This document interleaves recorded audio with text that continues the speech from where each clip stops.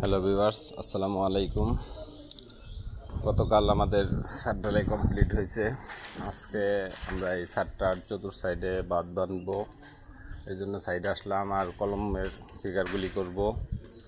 তো আমাদের লোকজন নিয়ে সবাই আসছে, ওরা বাঁধগুলো উঠাইছে। এখন ছাদটা বাঁধতে হবে, কারণ ছাদ বাঁধা অত্যন্ত গুরুত্বপূর্ণ বিষয়। ছাদে যদি আমরা 14 দিন কন্টিনিউ পানি না রাখি, জমিয়ে না রাখি পানি 14 দিন, তাহলে ছাদে কিউরিং হয় না। আর কিউরিং না হলে বিল্ডিংয়ের স্ট্রেংথ অনেক কমে যায়। বিল্ডিংয়ের স্ট্রেংথ কমে গেলে বুঝতেই তো পারেন বিল্ডিং কতটা ক্ষতিগ্রস্ত হয়। তো সবার আগে জরুরি হলো কিউরিংটা। একটা বিল্ডিংয়ে ম্যাটেরিয়ালের ক্যাপাসিটি যদি হয় 60%, 40% ক্যাপাসিটি হলো কিউরিংটা অত্যন্ত গুরুত্বপূর্ণভাবে করতে হবে। এর জন্য প্রথমে ছাদের চতুর সাইড আমাদের হালকা একটা বাঁধ দিয়ে রাখতে হবে, যাতে পানি আমরা কন্টিনিউ রাখতে পারি। আর কলমে পানি দিতে হয় 21 দিন।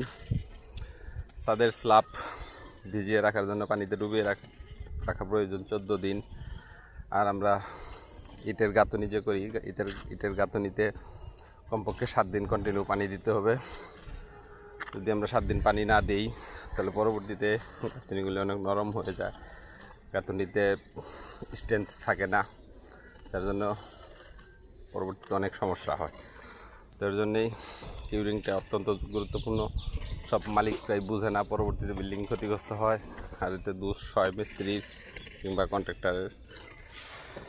তো গাইস, আমরা সর্বপ্রথম কাজ ধরার আগে কিউরিংয়ের ব্যবস্থাটা পরিপূর্ণভাবে করব, কারণ কিউরিং না করলে ছাদের লেন্থ একেবারেই কমে যায়। যার জন্য ছাদ বাঁধা অত্যন্ত প্রয়োজন। আর আমরা যখন কলমের ফিগার করব, খেয়াল রাখবো 5 ইঞ্চির মধ্যে একটা রিং দিয়ে দিতে হবে।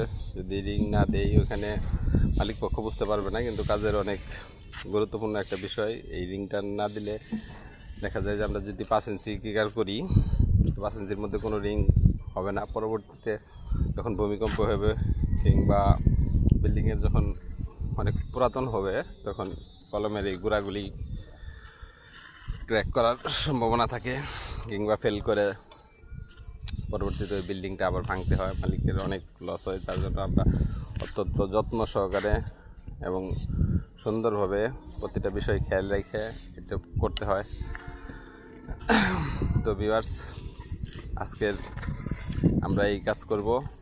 আর যদি লাস্ট ছাদ হয়, অবশ্যই ছাদ ঢালাইয়ের পরে আমরা গ্যারান্টি দিব, এমনকি ছাদটা অনেক নিখুঁতভাবে ফিনিশিং দিতে হবে, যাতে কোথাও উঁচা নিচা না থাকে। এই জিনিসগুলি আমাদের অত্যন্ত গুরুত্বপূর্ণভাবে খেয়াল রাখতে হবে। তো ভিউয়ার্স, সবাই আমার চ্যানেলটাকে সাবস্ক্রাইব করবেন, লাইক শেয়ার করবেন। ধন্যবাদ।